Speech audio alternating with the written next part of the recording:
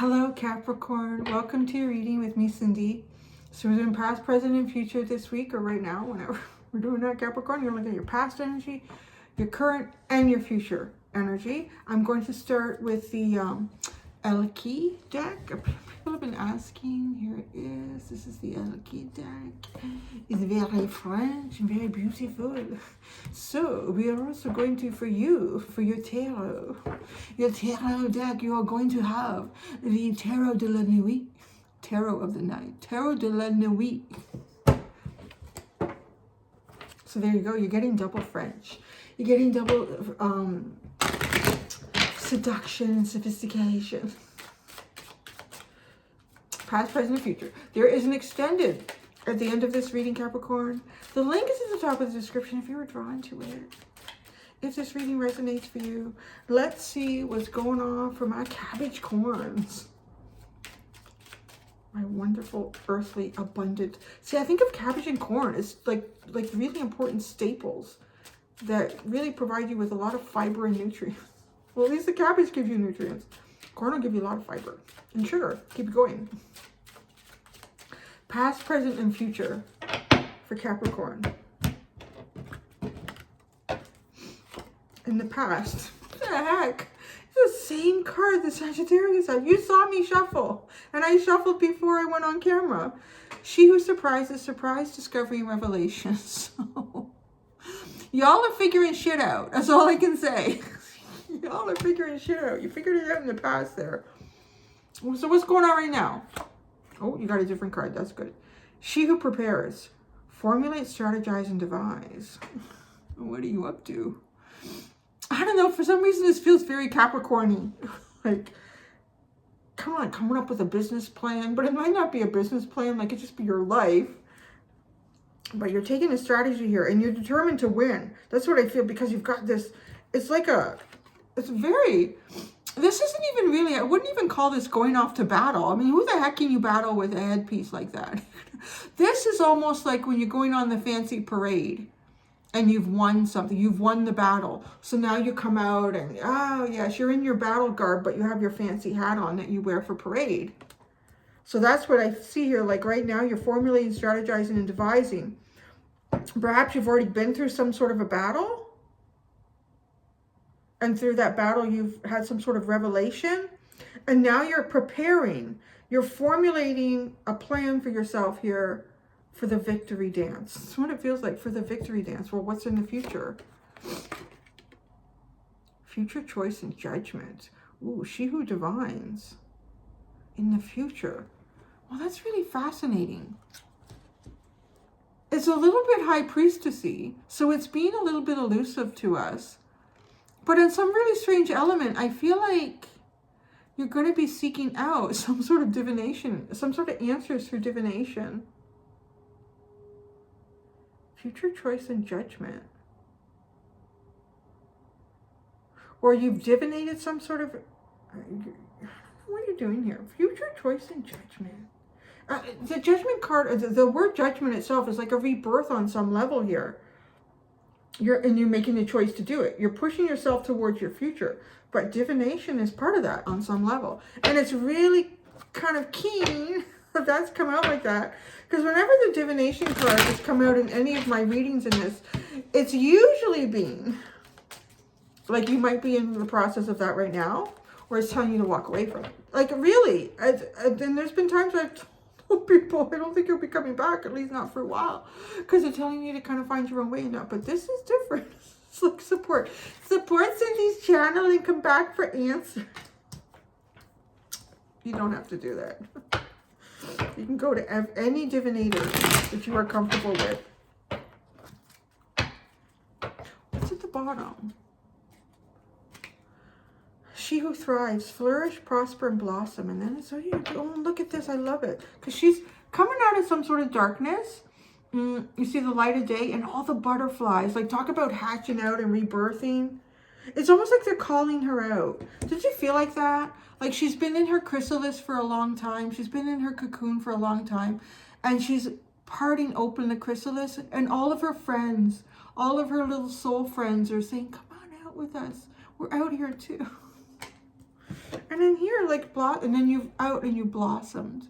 You've become the butterfly, is the underline. So you become the butterfly, and now what do? You prepare for victory. Your victory dance. You prepare for your victory dance.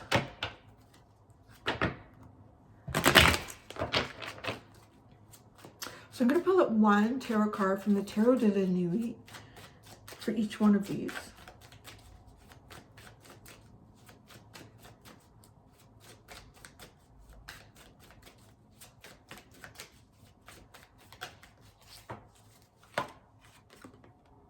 You have the Six of Pentacles in the past.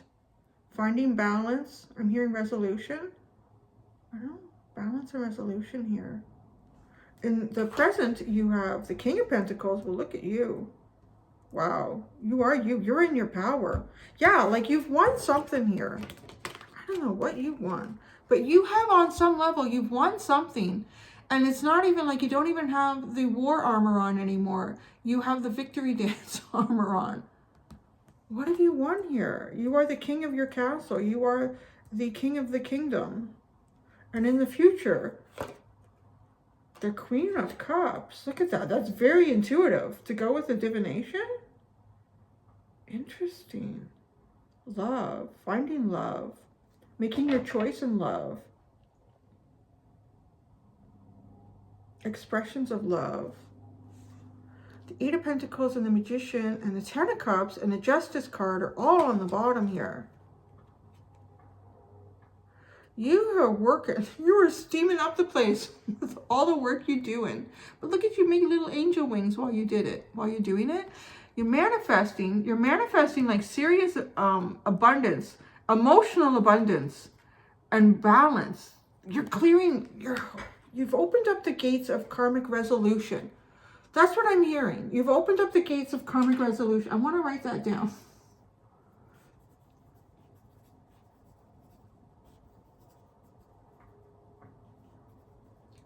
I want to write it down because sometimes like I feel like I'll say something profound and I feel like that is your reading. And then I forget what it was.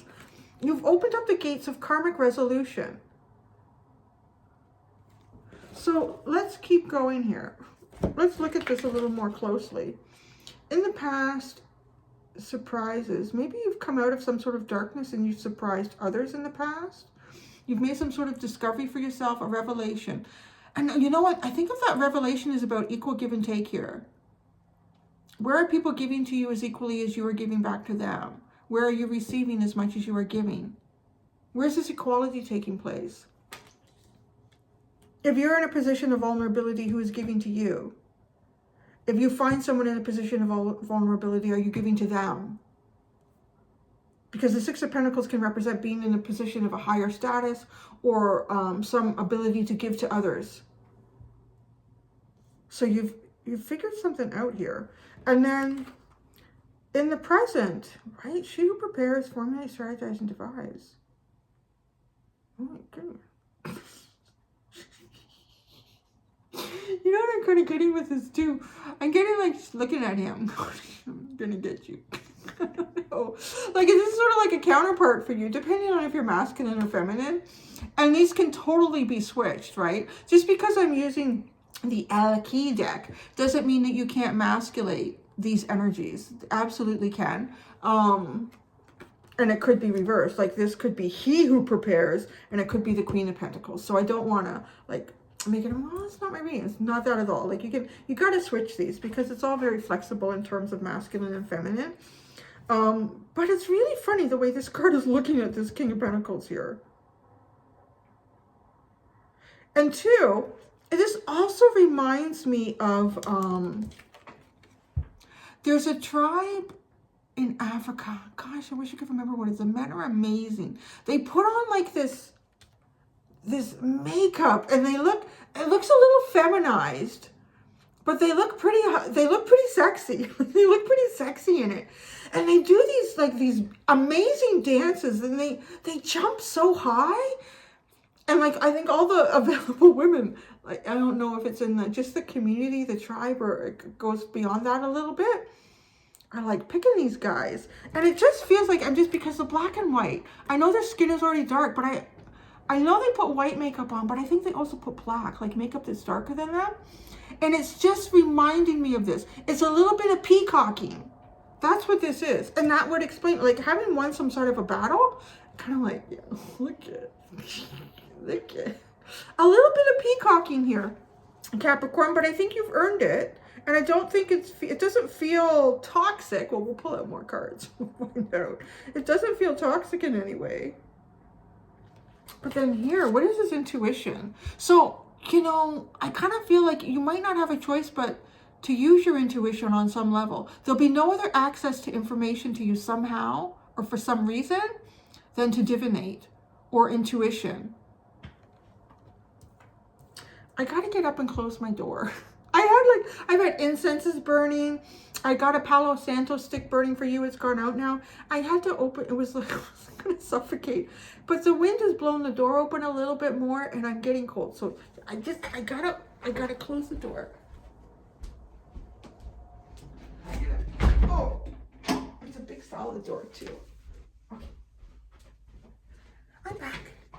See, that was easy. Now, all right, so we talked about this, like, see, I already forgot what I called that.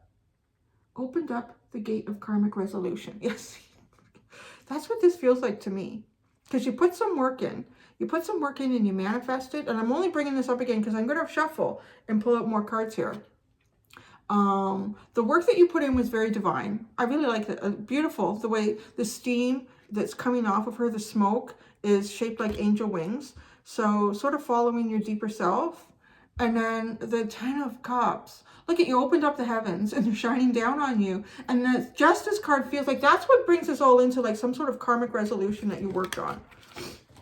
So if you've worked through some bad sort of karma, something heavy, something sort of devilish, you've worked through that and now you're coming forward. I feel like to claim a prize. That's how I would describe this present energy. To claim a prize. It's kind of cute. He's kind of cute. He's a little young, but he's cute. So let's pull out, I'm going to pull out 3 cards for each one of these now to get a little more clarity. I really feel like in the future, like, why do you need this divination?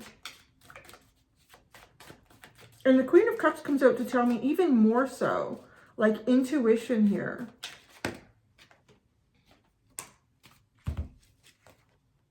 Oh, that's a lot of cards. I only wanted 3, but okay.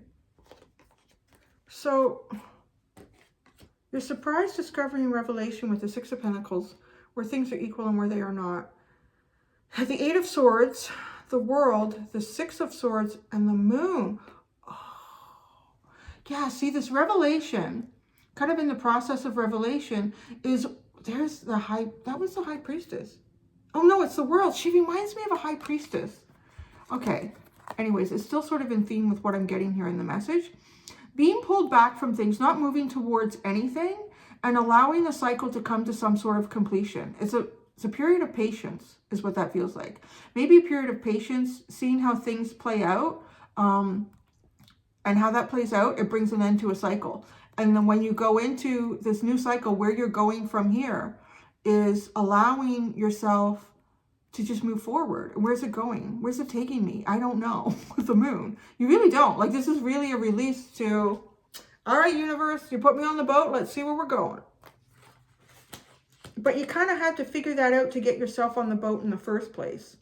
You had to allow some sort of release to occur. And that release was really for you. To release yourself because you're sitting here in the 8 of Swords, which is like the cocoon, but hatching out. And now the first one that's come out here is the 5 of Cups. The Knight of Pentacles, and the Queen of Swords.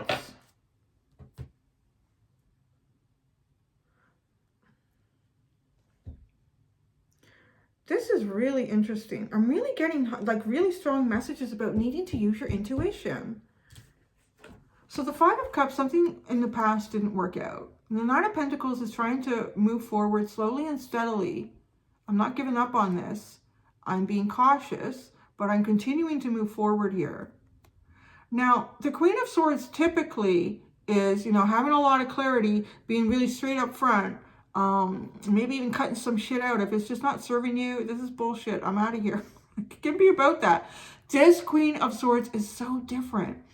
I've said it before, and I'll say it again, because it's coming through in this reading. With this card particularly, the way she's holding this glowing sword, I feel like she communicates with it. And to me, swords can be about like intellectual clarity, clarity of the mind, receiving messages. So again, it feels intuitive to me. This Queen, this is a very intelligent, like you're in a very intelligent state of mind here. You're kind of walking away from feelings of disappointment where things haven't worked out, and you're deciding, you know what, I'm going to take a practical approach here, and I'm going to move very slowly and cautiously and keep it steady in the same direction and following your intuition. Following your intuition. Why so strongly? Like something it almost feels like, well, something is out of your grasp on a physical sense, or some sort of information. You can't acquire it in a traditional sense or a traditional way. Because this Queen of Swords was the last to come out, and then this takes us over here into all this divination. So what do we got? We've got the Page of Pentacles. Again, we're taking it slow and easy. The Strength card and the Two of Cups. At the bottom, you got the King of Wands. He's pretty sexy too. The Ace of Wands. You have the, oh, I love that one. Okay, I have to show you. You have the Four of Cups. I love this chick. Can I be more obvious? You keep walking by every day. It's so cute. Because it is missing, like the Four of Cups represents an offer being presented. You're kind of missing it. You're not seeing that. Hello. And look at her. It's like she's the one giving the offer. I don't know. Could I be any more obvious? Hello? That's really funny. So, okay. In the future. Now, the Queen of Cups, obviously it can be love, feelings, emotions, depth of all of that. And then here you have the Two of Cups. You have the Page of Pentacles, the Strength card, and the Two of Cups. So you were trying to learn. Gosh, the way she's holding this snowflake reminds me of like trying to divinate with a crystal ball. I gotta ask why you need this divination. Why this can't be discovered and explored without that, the use of that. This is really a reading where it's coming in and saying, into the future, you have to rely, or you will likely rely for the most part, on your intuition, trying to get answers from untraditional sources. And to have the Strength here, this is not a really difficult Strength card though. It seems pretty peaceful. And the Lion's just being a good boy. So, and then the Two of Cups. Like a soul connection, you know, a soul connection. Connecting through the soul, connecting through the spirit without being able to physically connect. Why? Let's just ask this. Before I clarify the cards, let's go into a different deck.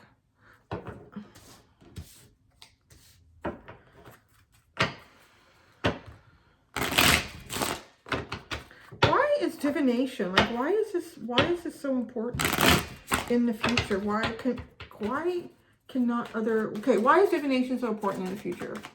Why does it have to be divination? Why does it have to be divination? The Knight of Wands. There could be travel and distance.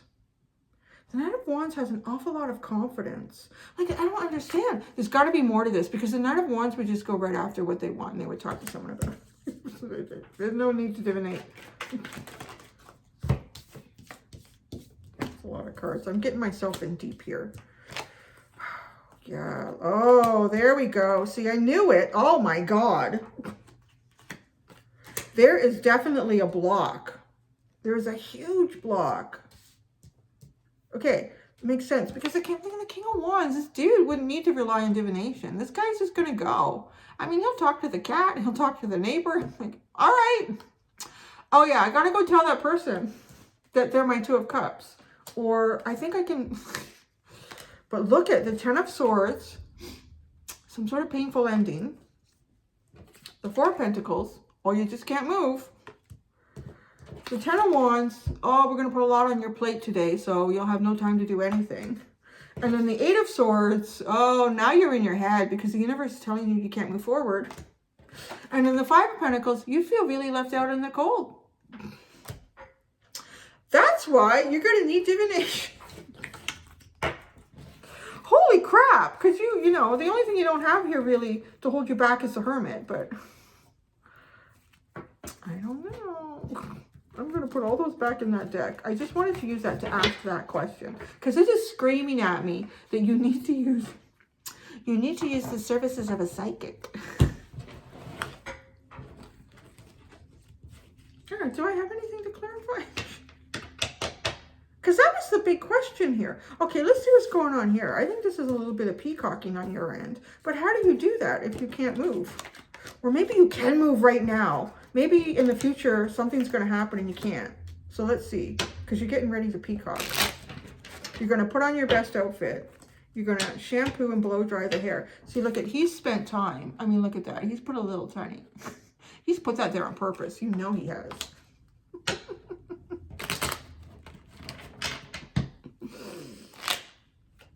Okay, what is this peacocking about? To me, it's peacocking. It's seeing the Six of Swords. You're going right towards. You're going. You don't know where it's going. Six of Swords, we know that. Gosh, so many swords. Six of Swords, Ace of Swords, Page of Swords. You have some sort of clarity. You have some sort of clarity now. You're very clear about something and you want to look fine in that clarity. So yeah, well, you've had a revelation. I don't know. I'm just nosy. I would just dig all day. I could make these readings 2 hours long. I really probably could do that. So, but I'll run out of space on my phone. The last little thing I want to look at before I go into the extended is, oh, see, there's the King of Wands, the Ace of Wands, Four of Cups. Have you not noticed yet, baby? And then the Magician, trying to manifest something here. It's so cute. Yeah, anyway, okay. So there's something going on here with, okay, you see clearly. You've had a revelation. You see really clearly about something. You're kind of, I don't know. I almost feel like you have an opportunity right now to peacock or celebrate. But going into the future, it's as if you have to rely on divination because there's massive blocks that are put in the way all of a sudden. So I'm going to leave it at that. Oh, geez. Because the nine, look at this. Yeah, see, you have the Nine of Swords, Temperance, and the Three of Swords. Like, holy cow. It's almost as if you finally figured something out and you have a realization. But you gotta wait. You gotta wait. And it hurts. It hurts to wait. It hurts to wait.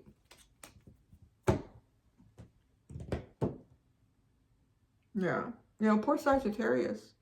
You've been getting the rap for that Temperance card coming out so much in the last while. And Virgo with the Hermit. Well, you didn't get the Hermit, so that's one good thing. But all that energy that came out after that King of Wands was kind of like you could almost put that into a Hermit package. All right, there you go, Capricorn. I hope that was interesting. I found that fascinating. The future looks really interesting. So I guess maybe I'll see you here again next week. Until next time, do be gentle with yourselves. Bye.